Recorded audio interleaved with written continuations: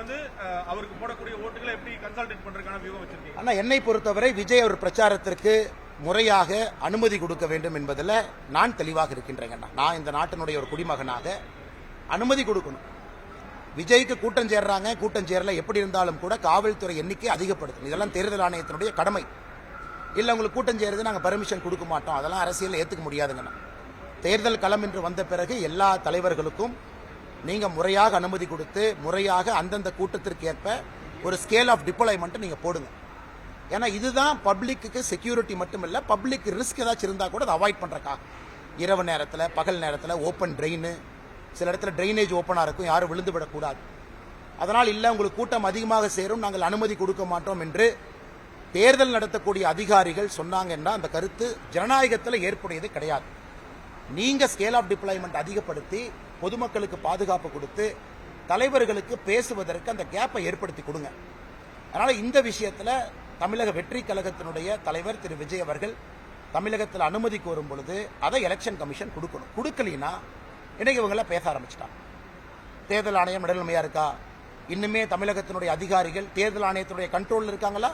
இதற்கு முன்பு ஆட்சியில் இருந்த திராவிட முன்னேற்ற கழக அரசு கண்ட்ரோல் இருக்காங்களா அப்படிங்கிற கேள்வியை பல இடத்துல வைக்க ஆரம்பிச்சிட்டாங்க. ஆனால் தேர்தல் ஆணையம் நடுநிலையாக இருப்பது மட்டுமல்ல, நடுநிலையாக இருப்பதை நாம் பார்க்க வேண்டும். அது எல்லா தலைவர்களுக்கும் இது பொருந்தும் என்பது என்னுடைய கருத்து. அண்ணே, கரூர் சம்பவத்தை பொறுத்தவரை அச்சம் என்று சொல்வதை விட இன்னைக்கு சிபிஐ என்கொயரியில் இருக்கு, பல அதிகாரிகளை விசாரிக்கிறாங்க. ஆனா ஒன்றே விஜயோட கட்சி உங்களுக்கு அனுமதி கேட்கறாங்கன்னா வாலண்டியர்ஸை கொடுக்க சொல்லுங்க, இவ்வளவு வாலண்டியர்ஸ் நம்பரை மென்ஷன் பண்ணுங்க, காவல்துறையினுடைய எண்ணிக்கையை அதிகப்படுத்துங்க. ஏன்னா ஜனநாயகத்தில் பேசுவதற்கு எல்லோருக்கும் உரிமை இருக்கு. வாலண்டியரா போய் கேட்க போறவங்களுக்கு உரிமை இருக்கு. நான் வாலண்டியரா போய் கேட்பேன் பார்ப்பேன். இருவருக்கு இடையில ஒரு ஹானஸ்ட் புரோக்கராக இருக்க வேண்டியது அரசு. ஆனா தொடர்ந்து சில இடத்துல பர்மிஷன் கேன்சல் ஆகுவதும் கூட நல்ல போக்கு இல்லை. எலெக்ஷன் கமிஷன் என்ன சொல்றாங்க, 48 மணி நேரத்துக்கு முன்னாடி அனுமதிக்கணும். அதான் எலெக்ஷன் கமிஷனோட இது. 48 ஹவர்ஸ்க்கு முன்னாடி நீங்க இசிஐ ஆப்ல அனுமதி கடிதம் போட்டா கூட பர்மிஷன் கொடுக்க வேண்டிய தேர்தல் ஆணையத்துடைய பொறுப்பு. அதனால் தேர்தல் ஆணையம் நடுநிலைமையாக இருப்பது மட்டுமல்ல, இட் ஷுட் அப்பியர் ஹானஸ்ட். நடுநிலைமையாக இருப்பதை நம்ம பார்க்கணும். அதே நேரத்தில் எத்தனையோ இடத்துல திராவிட முன்னேற்ற கழகத்தினுடைய தலைவர்கள் தொண்டர்கள் பரிசு பொருளை ரைட் ராயலா இங்கே எங்கே கொண்டு போயிட்டு இருக்கிறாங்க, அதையும் பிடிக்கணும். அப்பாவி பொதுமக்களுடைய பணம் தான் மாட்டுதோ தவிர அரசியல் கட்சிகள் அவர்களுடைய தலைவர்கள் தொண்டர்களுடைய பணம் மாட்டுவதா தெரியல. அதையும் மக்கள் கண்கூடா பார்க்கணும்.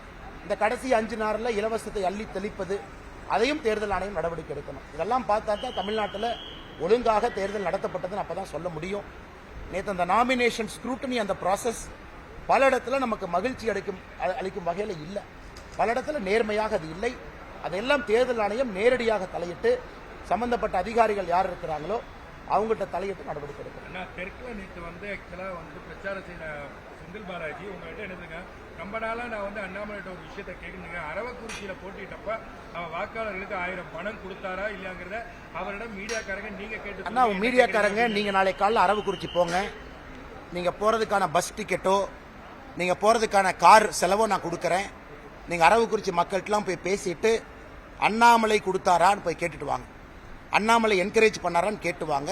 நீ கேட்டு வந்த பிறகு ஏஎன்ஐ உங்கள்கிட்ட நான் பதில் சொல்றேன்.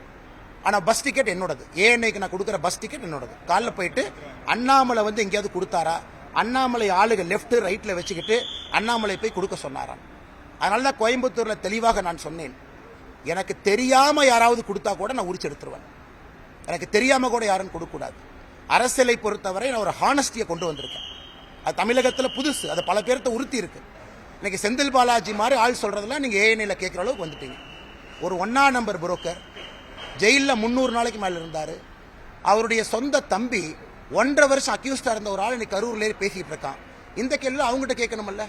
இதே ஏஎன்ஐ ஒரு நேர்மையான நடுநிலையான ஏஎன்ஐ பத்திரிகையில் நீங்க வேலை பார்த்தீங்கன்னா நீங்க செந்தில் பாலாஜி எப்படிப்பட்ட கேள்விகள் கேட்கணும்?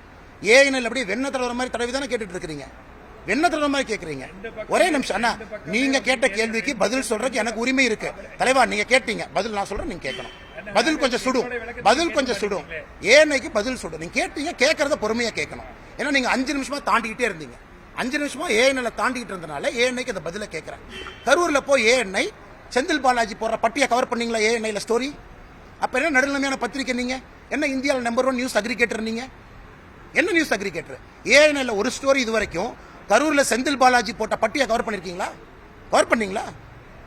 வாபஸ் கேட்டு கவர் பண்ணீங்களா? கவர் பண்ணீங்களா? தேங்க்யூ.